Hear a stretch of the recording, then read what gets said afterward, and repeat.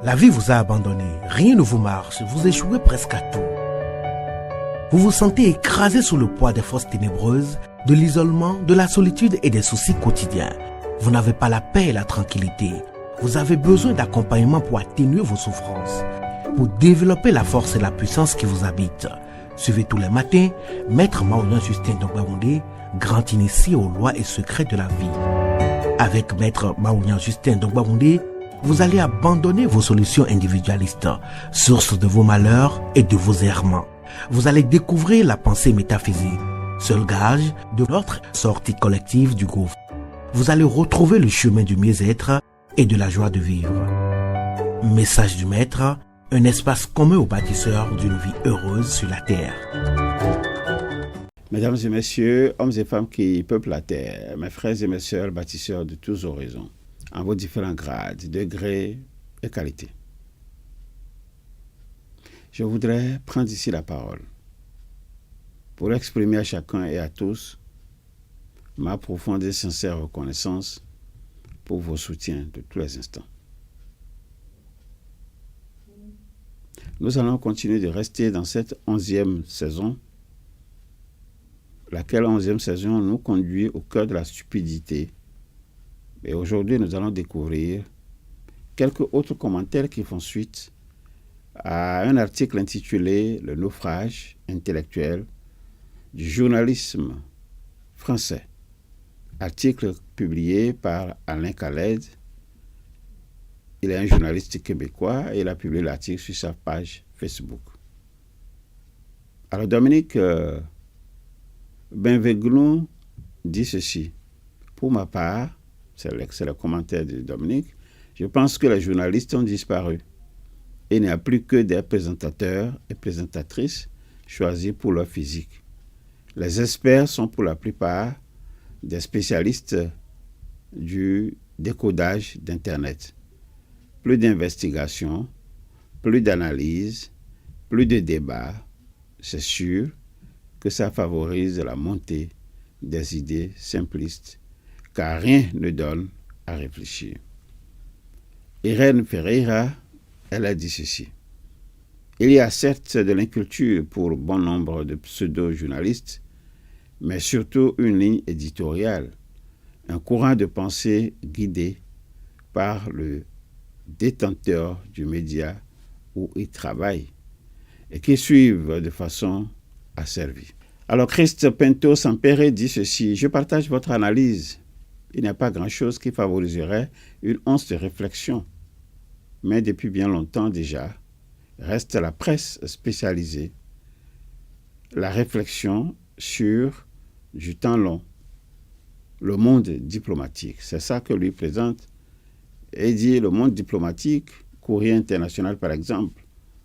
Ce qui m'inquiète en parallèle à cette inculture médiatique, c'est l'absence de contenu sur les réseaux qui favoriserait une mise en perspective et une réflexion, à part des insultes, des réels ignobles qui mettent en scène du scabreux et du gros texte et toujours les mêmes infos en boucle pour valoriser la culture dominante. Enfin, si l'on peut parler de culture. Patrick Delbar, lui, il dit ceci. Pour avoir été l'année dernière au Venezuela, avec mon voilier, je peux témoigner du niveau de pauvreté, de corruption et de népotisme qu'il y avait dans ce pays. Ceci ne dédommage pas Trump de toutes ces aventures politiques, mais est à prendre en compte. Nathalie Tallet, elle dit ceci.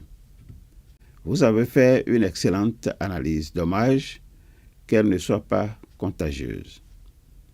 Alain Franchet dit ceci.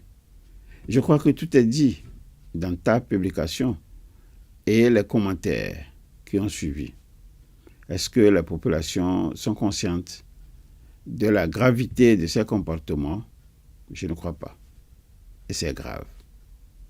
Le mensonge à ce niveau-là est inacceptable et hors de raison. Voilà ce que lui a développé. Et puis Christine Dubroca Cortési dit ceci. On n'apprend plus l'histoire et c'est plus facile d'amuser le peuple et le laisser face au spectacle sensationnel télévisé. Avant, il y avait la religion. Maintenant, nous avons BFM, CNews. Erika Johnson dit ceci. D'accord avec vous, à culture préméditée par les milliardaires qui possèdent ces médias et qui rêvent de mettre au pouvoir l'extrême droite pour avoir plus d'argent. Mark Held, lui, dit ceci.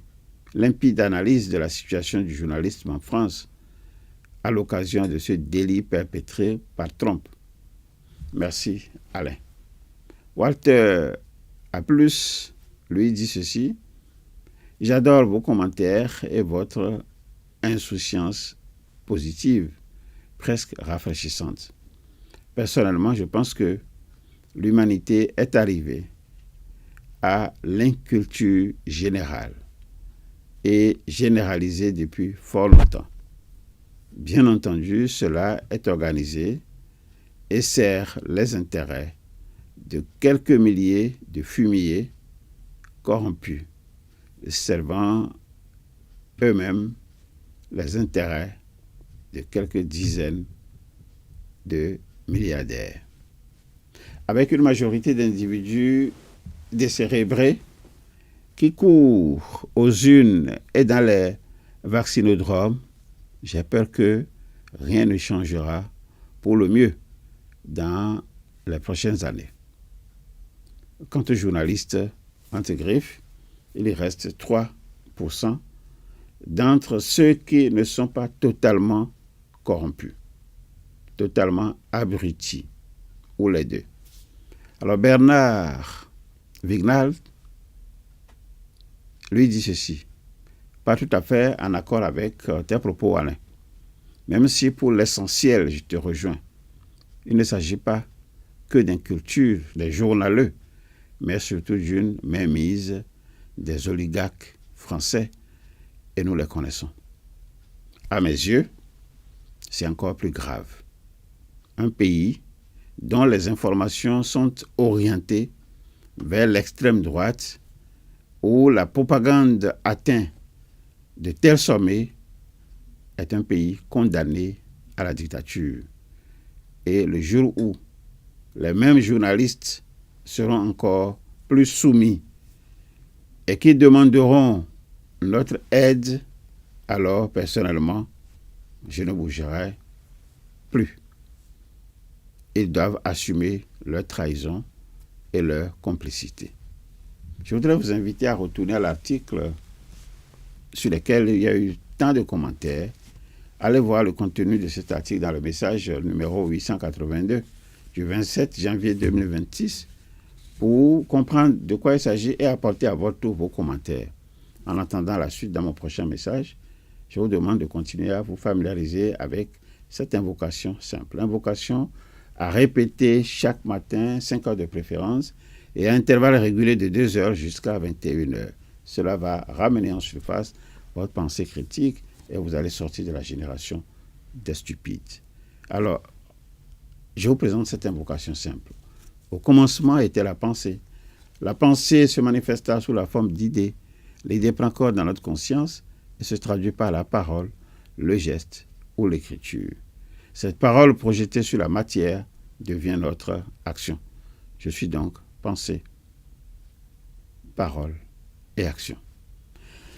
Alors, si regarder en arrière vous cause du chagrin et regarder en avant vous inspire de la crainte, je vous suggère tout simplement de regarder tout près de vous, à côté de vous. J'y suis.